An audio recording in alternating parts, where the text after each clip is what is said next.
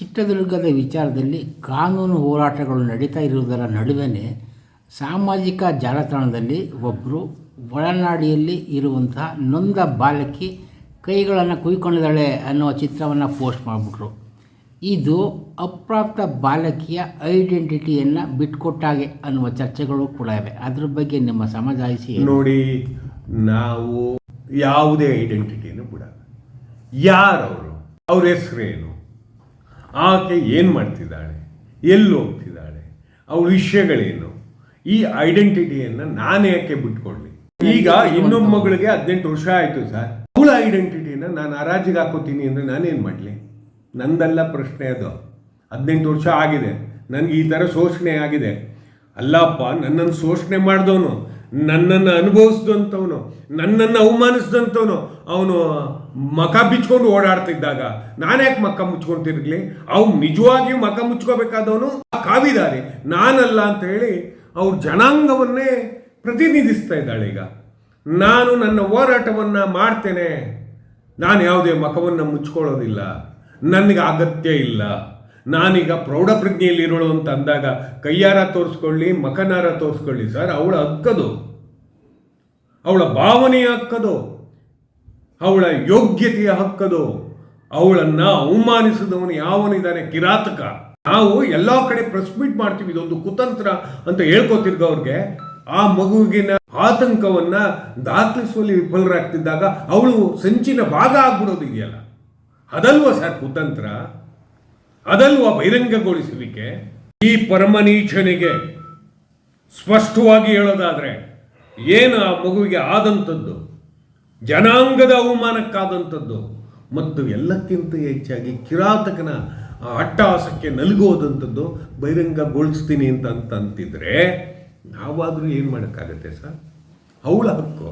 ಈಗ ತಾಯಿ ಒಬ್ಬಳು ಅವತ್ತು ನಮ್ಮ ಸಂಸ್ಥೆಯಲ್ಲಿ ನಾವು ಇಂಟರ್ವ್ಯೂ ಕೊಡಲ್ಲ ಅಂತ ಅಂದ್ವಿ.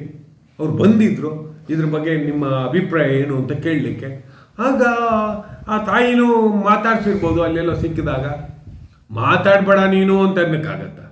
ಅವಳು ಪೌರಪ್ರಜ್ಞೆಯಲ್ಲಿದ್ದಾಗ, ನೀನೊಬ್ಬ ರೇಪ್ ಬಿಡುಗಡೆ ಆಯ್ತಿದ್ದಂಗೆ ಕೆಲವು ದಾಖಲೆಗಳನ್ನ ಸಮರ್ಪಕವಾಗಿ ಹೇಳಿದ್ರು, ಪರಿಶೀಲಿಸ್ತಾ ಇದ್ದಾಗ ನೀನು ಮಾಡ್ತಾ ಇದ್ದಾಗ ಪ್ರೆಸ್ ಮೀಟ್ ಮಾಡ್ತೀನಿ, ನೀನು ಎಲ್ಲ ಕಡೆ ಹೋಗ್ತೀನಿ, ಇದೊಂದು ಸಂಚಿನ ಭಾಗ ಅಂತ ಹೇಳಿ. ಅವನು ಯಾರೋ ಬಸವರಾಜ್ ಇದ್ದಾರಲ್ಲ, ಅದು ಯಾರೋ ಸೌಭಾಗ್ಯಮ್ಮ ಇದ್ದಾರಲ್ಲ, ಅವರೆಲ್ಲ ಸಂಚಿನ ಭಾಗ. ಅವ್ರು ಆಳ್ ಬಿದ್ದೋಗ್ಲಪ್ಪ, ನಮಗೇನು ಅದು? ನಮ್ಗಾಗಿರೋದು ಮಕ್ಕಳಿಗಾದಂಥ ನೋವು, ದುಃಖ, ಅವಮಾನ. ಅವ್ರನ್ನ ಇಟ್ಕೊಂಡು ನಾವೇನು ಮಾಡೋಣ ಸರ್? ಸಂಚಾಗಿದ್ರೆ ನೀವ್ಯಾಕೆ ಅಧಿಕಾರ ಕೊಡ್ತೀರಾ? 2022 ನೀವು ಅಧಿಕಾರ ಕೊಡ್ಲಿಲ್ವಾ?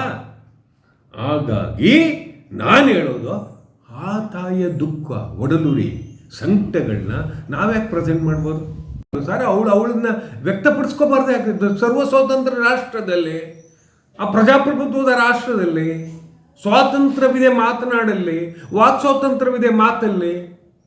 ಅವಳು ನನ್ನ ಐಡೆಂಟಿಟಿಯನ್ನು ಬಿಚ್ಚು ಮಾತಾಡಬಲ್ಲೆ ಅಂತಂದರೆ ಐಡೆಂಟಿಟಿಯನ್ನು ನನ್ನನ್ನು ಕೊಲ್ತಾರ? ಕೊಲ್ಲಿ ಬಿಡಿ. ಮತ್ತೆ ಇವರು ಕೆಳ ಹಂತದ ನೌಕರರಾದರೆ ನಮಗೆ ಹೊಡೆದಾಕ್ಬಿಡ್ಬೋದು, ಸಾಯಿಸ್ಬಿಡ್ಬೋದು. ಅಯ್ಯೋ ಅನ್ನೋ ರೀತಿಯಲ್ಲಿ ಅವರು ನಮ್ಮ ಬದುಕನ್ನೇ ನಾಶ ಮಾಡಿದಂಥವ್ರು, ಮೌಲ್ಯಗಳನ್ನು ಹೇಳ್ತಲೇ ನಾಶ ಮಾಡಿದಂಥವ್ರು, ವಚನಗಳು ಹೇಳ್ತಲೇ ನಾಶ ಮಾಡಿದಂಥವ್ರು, ಬಸವತತ್ವ ಹೇಳ್ತಲೇ ನಾಶ ಮಾಡಿದಂಥವ್ರು. ಇಂಥವನ ಎದುರುಗಡೆ ಹುಲಿ ಗರ್ಜಿಸ್ಲಿ ಬಿಡಿ, ಹೆಣ್ಣುಲಿ ಗರ್ಜಿಸ್ಲಿ ಬಿಡಿ. ಅಯ್ಯೋ ಶಿವನೇ, ಅವ್ರು ಗರ್ಜಿಸುವಂಥದ್ದನ್ನು ನಾವು ಆಲೈಸ್ಕೋಬೇಕು. ಸಮಾಜದ ಮೇಲೆ ಬೀಳ್ತದೆ ಗರ್ಜಿಸ್ಕೊಂಡು ಅಂತಂದರೆ ಬೀಳಬೇಕು. ಯಾಕೆ ಬೀಳಬಾರ್ದು ಹೇಳಿ? ಅನ್ಯಾಯಕ್ಕೊಳಗಾದವರ ಪ್ರತಿಭಟಿಸೋದು ಇದೆಯಲ್ಲ, ಅದು ಮುಖ್ಯ. ಎಲ್ಲವನ್ನೂ ಕೊಂಡ್ಕೋಬೋದು ನೀವು, ಆದರೆ ಎಲ್ಲೋ ನಮ್ಮಂಥವ್ರು ಗಾಳಿಯಲ್ಲಾದರೂ ಸತ್ಯವನ್ನು ಉಸಿರಾಡ್ಲಿಕ್ಕೆ ಬಯಸ್ತೇವೆ. ಯಾಕೆಂದರೆ ನಮಗೊಂದು ತೆವಲೋದು. ಯಾಕೆಂದರೆ ಮಗುವಿನ ಮೃದುತ್ವವನ್ನು ಉಂಡಂಥವ್ರನ್ನ, ಕಿರಾತಕರನ್ನ ಗಲ್ಲಿಗೆಸುವವರಿಗೂ ನಮಗೆ ಮನಸ್ಸಾಕ್ಷಿ ಅನ್ನೋದಿರುತ್ತಲ್ಲ, ಕಾಡುತ್ತೆ. ನೀನೇ ಕೂತು ಯೋಚಿಸು, ಇಲ್ಲ ಮಗು ಹತ್ರ ಮಾತಾಡು. ನಿನ್ನನ್ನು ಯಾಕೆ ಕವಚಂದಲ್ಲಿ ಕರೀತಾರೆ? ಯೋಚಿಸು. ನಾಳೆ ಬಂದು ಕಿರಾತಕ ಅಂತ ಅಂದರೆ ನಿನಗೆ ಉಳಿಯುವಂಥ ಯೋಗ್ಯತೆ ಆದರೂ ಏನಿದೆ ಹೇಳಿ? ಈ ಎಲ್ಲ ಕಾರಣವನ್ನು ನಾವು ಅವಲೋಕಿಸಬೇಕು. ಏಕೆಂದರೆ ನ್ಯಾಯಾಲಯಗಳು ಹೇಳಿರೋ ಪ್ರಕಾರ, ವಕೀಲರ ಸಂಘದ ಜನರು ಹೇಳಿರೋ ಪ್ರಕಾರ ಭ್ರಷ್ಟತೆ ಇದೆ ಅನ್ನುವಂಥದ್ದು ಎಸ್ಟಾಬ್ಲಿಷ್ಡ್. ಅನ್ನುವ ರೀತಿಯಲ್ಲಿ ವರ್ತಿಸ್ತಿವೆ ಕೆಲವು ನ್ಯಾಯಾಲಯಗಳು. ಇದರಿಂದ ನಾವು ತರ್ಕಬದ್ಧವಾಗಿ ವಿವೇಚಿಸಬಾರ್ದು, ಅವುಗಳ ಕಿವಿಂಡಬಾರ್ದು ಅಂತ ಹೇಳಲಿಕ್ಕಾಗಲ್ಲ. ನ್ಯಾಯ ಅಂದರೆ ಏನು? ಅವನಿಗೊಂದು ಬೆದರಿಕೆ ಬರಬೇಕು, ಅವನಿಗೊಂದು ಭಯ ಬರಬೇಕು, ಅವನಿಗೊಂದು ಭೀತಿ ಸೃಷ್ಟಿಯಾಗಬೇಕು. ಅದು ಭಾರಿ ಮುಖ್ಯ ಅಲ್ವಾ ಸರ್? ಆದರೆ ಇಲ್ಲಾದದ್ದಾದರೂ ಏನು? ದಾಖಲೆಗಳು ಸಮರ್ಪಕವಾಗಿ ಇದ್ದಾಗಿಯೂ ಕೂಡ ಅದರ ಪ್ರತಿಧ್ವನಿಸ್ಲಿಲ್ವಲ್ಲ. ಈಗ ವಾಟ್ಸಪ್ಪು ಫೇಸ್ಬುಕ್ಕಲ್ಲೆಲ್ಲ ಹರಿದಾಡ್ತಿದೆ. ಎಲ್ಲಿ ಟೈಪ್ ಆಯಿತು, ಎಲ್ಲಿ ವರದಿ ಲಿಂಕ್ ಆಯಿತು, ಅದ್ರ ಬಗ್ಗೆ CBI ಎನ್ಕ್ವೈರಿನ ಕಾರಣ ಆದ ವ್ಯಕ್ತಿಯನ್ನು ಹಿಡಿಬೇಕು. ವಿಶೇಷವಾಗಿ ನಾನು ರಿಜಿಸ್ಟ್ರಿಗೆ ಸುಪ್ರೀಂ ಕೋರ್ಟಿನ ಅವ್ರಿಗೆ ಬರೆಯೋನು ಇದ್ದೇನೆ. ಏನಂತ ಹೇಳಿದರೆ, ಇದ್ರ ಮೇಲೆ ಸಮಗ್ರವಾದಂಥ ತನಿಖೆ ಆಗಲಿ.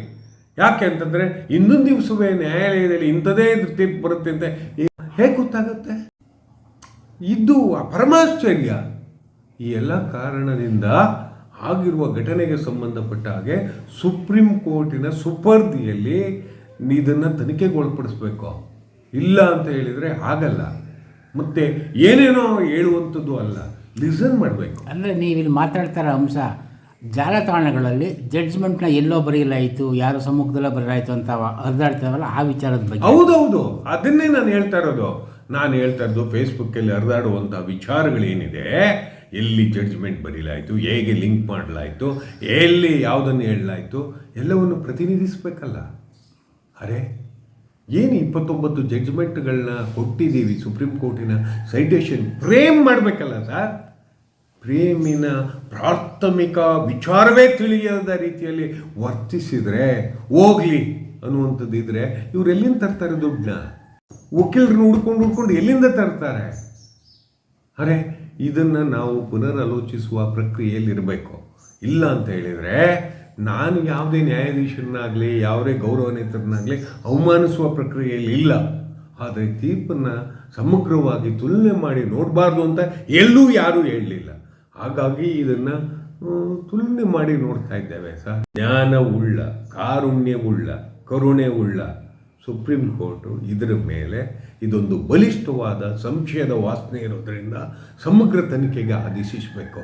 ಯಾಕೆಂದರೆ ಗೌರವಾನ್ವಿತ ರಾಜ್ಯ ರಾಷ್ಟ್ರದ ವಕೀಲರ ಸಂಘ ಭ್ರಷ್ಟಾಚಾರ ಇದೆ ಎನ್ನುವಂಥ ಪ್ರಶ್ನೆಗಳನ್ನಿದ್ದಾಗ ಇದು ಕೂಡ ಅದೇ ರೀತಿಯ ಕಟುವಾಸನೆಯಿಂದ ಕೂಡಿದೆ ಅಂತೇಳಿ ಈಗಾಗಲೇ ನಾನು ಪತ್ರವನ್ನು ಬರೀತಿದ್ದೇನೆ ಸರ್.